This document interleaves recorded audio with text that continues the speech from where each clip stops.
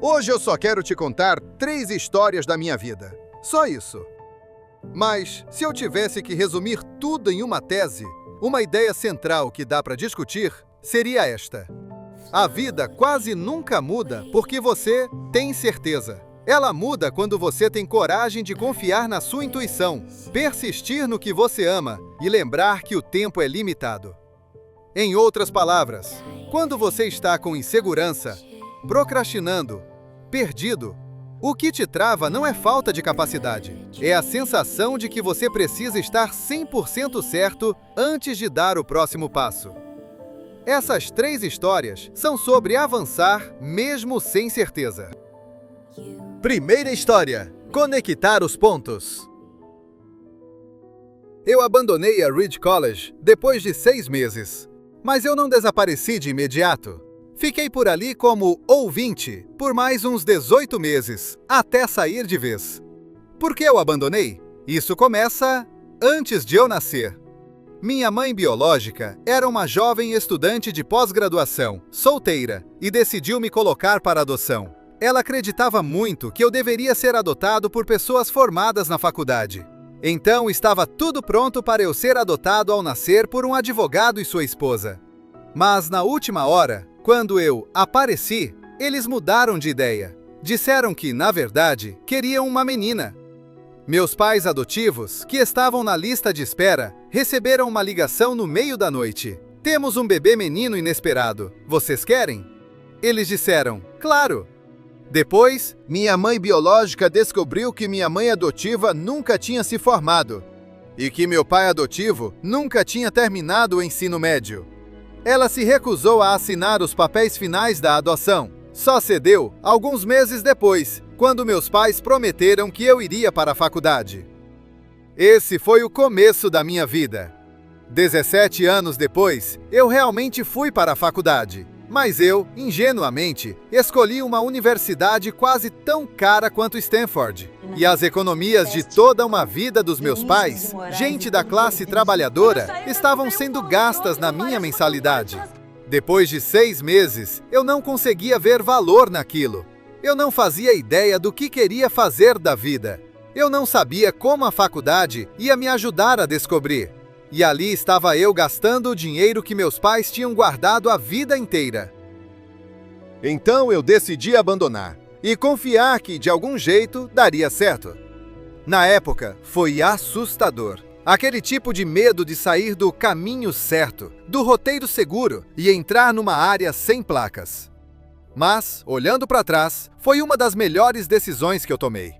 No minuto em que eu saí, eu pude parar de fazer as matérias obrigatórias que não me interessavam e comecei a assistir, como ouvinte, aulas que pareciam muito mais fascinantes. Não foi nada romântico. Eu não tinha dormitório. Dormia no chão do quarto de amigos. Eu juntava garrafas de Coca-Cola para devolver e pegar os 5 centavos de depósito para comprar comida. E todo domingo à noite, eu caminhava 7 milhas pela cidade para conseguir uma boa refeição por semana no templo Hare Krishna. Eu amava aquilo, porque existe um tipo de liberdade que só aparece quando você para de viver para agradar um checklist.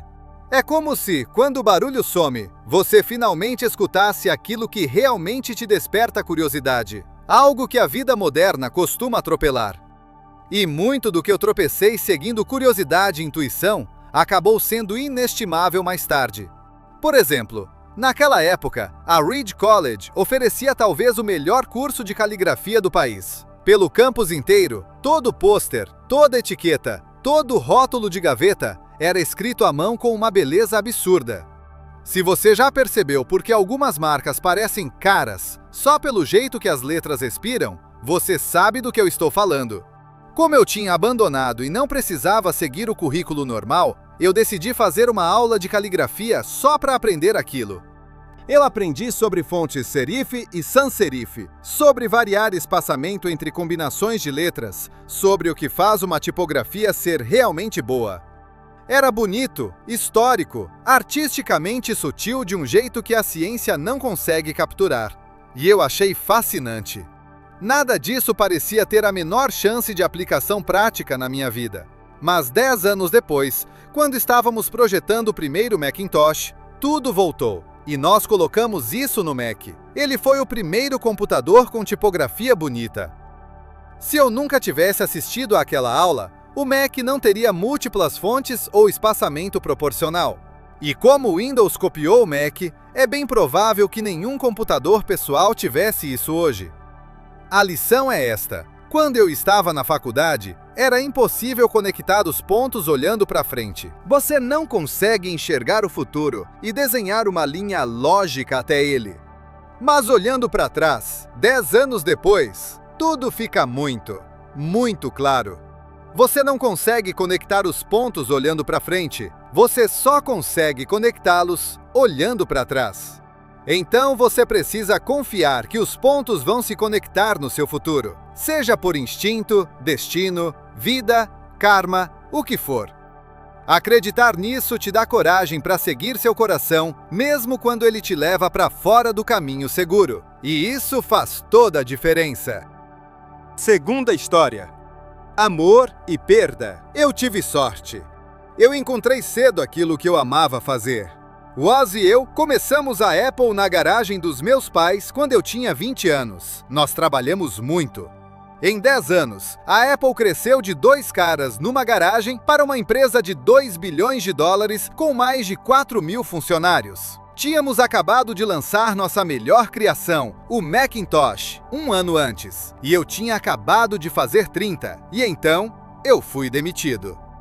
Como alguém pode ser demitido da empresa que fundou? Conforme a Apple cresceu, nós contratamos alguém que eu achava muito talentoso para tocar a empresa comigo. No começo, deu certo, mas depois nossas visões começaram a divergir e acabamos brigando. O conselho ficou do lado dele. E assim, aos 30, eu estava fora, e de forma muito pública. Se você já passou por uma queda dessas, você entende. Não é só perder um trabalho. É perder uma parte da sua identidade. Aquilo que era o foco de toda a minha vida adulta tinha desaparecido. E isso foi devastador.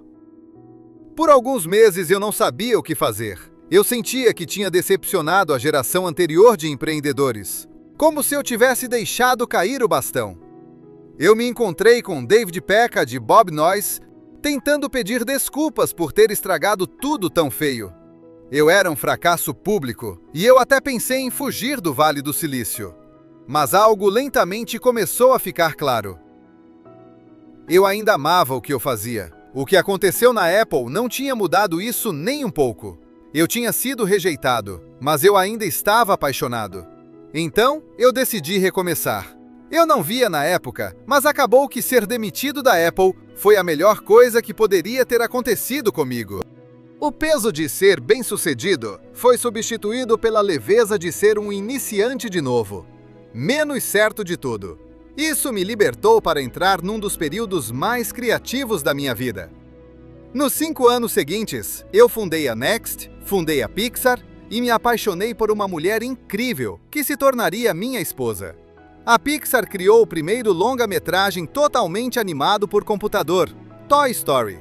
E hoje é o estúdio de animação mais bem-sucedido do mundo. Num giro notável, a Apple comprou a Next, eu voltei para a Apple e a tecnologia que desenvolvemos na Next está no coração do renascimento atual da Apple. E a Laurine e eu temos uma família maravilhosa. Tenho quase certeza de que nada disso teria acontecido se eu não tivesse sido demitido da Apple. Foi um remédio amargo, mas eu acho que o paciente precisava. Às vezes a vida vai te acertar na cabeça com um tijolo. Não perca a fé. Eu estou convencido de que a única coisa que me manteve foi que eu amava o que eu fazia. Você precisa encontrar o que você ama. E isso é tão verdadeiro para o seu trabalho quanto para os seus amores. O trabalho vai preencher grande parte da sua vida. E a única forma de estar realmente satisfeito é fazer o que você acredita ser um grande trabalho. E a única forma de fazer um grande trabalho é amar o que você faz. Se você ainda não encontrou, continue procurando. Não se acomode. Como em tudo que é do coração, você vai saber quando encontrar. E, como qualquer grande relacionamento, fica cada vez melhor com o tempo. Então continue procurando. Não se acomode. Terceira história. Morte. Quando eu tinha 17 anos, eu li uma frase que dizia algo como: se você viver cada dia como se fosse o último, um dia você certamente vai estar certo. Isso me marcou. E desde então, pelos últimos 33 anos, eu me olho no espelho todas as manhãs e me pergunto: se hoje fosse o último dia da minha vida, eu gostaria de fazer o que estou prestes a fazer hoje? E quando a resposta é não por muitos dias seguidos, eu sei que preciso mudar alguma coisa. Lembrar que eu vou morrer em breve é a ferramenta mais importante que eu já encontrei para fazer escolhas grandes na vida. Porque quase tudo, expectativas externas, orgulho, medo de passar vergonha, medo de falhar, tudo isso cai por terra diante da morte, deixando apenas o que realmente importa. Lembrar que você vai morrer é a melhor forma que eu conheço de evitar a armadilha de achar que você tem algo a perder.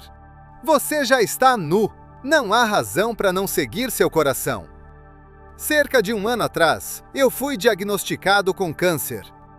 Eu fiz um exame às 7h30 da manhã e ele mostrou claramente um tumor no meu pâncreas. Eu nem sabia o que era pâncreas. Os médicos me disseram que era quase certamente um tipo de câncer incurável e que eu deveria esperar viver no máximo de 3 a 6 meses. Meu médico me aconselhou a ir para casa e colocar minhas coisas em ordem, que é o código médico para prepare-se para morrer. Isso significa tentar dizer para os seus filhos tudo o que você achou que teria 10 anos para dizer, em poucos meses. Significa garantir que tudo fique acertado para ser o mais fácil possível para sua família. Significa dizer adeus. Eu vivi com esse diagnóstico o dia inteiro. Mais tarde, naquela noite, eu fiz uma biópsia. Eles colocaram um endoscópio pela minha garganta, passando pelo estômago e chegando aos intestinos. Colocaram uma agulha no meu pâncreas e pegaram algumas células do tumor. Eu estava sedado, mas minha esposa me contou que quando eles viram as células no microscópio, o médico começou a chorar, porque era um tipo muito raro de câncer de pâncreas que podia ser curado com cirurgia. Eu fiz a cirurgia e, graças a Deus, estou bem agora. Essa foi a coisa mais próxima que eu já cheguei de encarar a morte. E eu espero que seja mais perto que eu chegue por mais algumas décadas. Depois de ter passado por isso, eu posso dizer com mais certeza, ninguém quer morrer. Mesmo as pessoas que querem ir para o céu, não querem morrer para chegar lá. E ainda assim, a morte é o destino que todos compartilhamos. Ninguém nunca escapou dela. E isso provavelmente é como deveria ser, porque a morte é muito possivelmente a melhor invenção da vida. Ela é o agente de mudança. Ela limpa o velho para abrir espaço para o novo. Agora, o novo é você. Mas algum dia, não muito longe daqui, você vai se tornar o velho e vai ser limpo. Desculpa ser dramático, mas é verdade. Seu tempo é limitado. Não desperdice vivendo a vida de outra pessoa. Não fique preso a dogmas, que é viver com o resultado do pensamento de outras pessoas. Não deixe o barulho das opiniões alheias afogar sua voz interior. E mais importante, tenha coragem de seguir seu coração e sua intuição. De algum jeito, eles já sabem o que você realmente quer se tornar. Todo o resto é secundário. Quando eu era jovem, existia uma publicação incrível chamada Whole Earth Catalog, que era uma espécie de bíblia da minha geração. Ela foi criada por um cara chamado Stuart Brand, ali perto, em Menlo Park. Ele deu vida a ela com um toque poético. Era o fim dos anos 60, antes de computadores pessoais e desktop publishing. Então tudo era feito com máquinas de escrever, tesouras e câmeras Polaroid. Era como um Google em forma de livro de bolso, uns 35 anos antes do Google existir. Era idealista, cheio de ferramentas legais e ótimas ideias. O Stuart e sua equipe lançaram várias edições. E quando a publicação chegou ao fim, fizeram uma última edição. Era meados dos anos 70 e eu tinha a sua idade. Na contracapa dessa última edição, havia uma foto de uma estrada rural de manhã cedo. O tipo de estrada em que você pode se ver pegando carona se for aventureiro. Abaixo estavam as palavras: Stay hungry, stay foolish. Era a mensagem de despedida deles. Stay hungry, stay foolish. E eu sempre desejei isso para mim. E agora, enquanto vocês se formam e começam um novo caminho, eu desejo isso para vocês também. Stay hungry, stay foolish.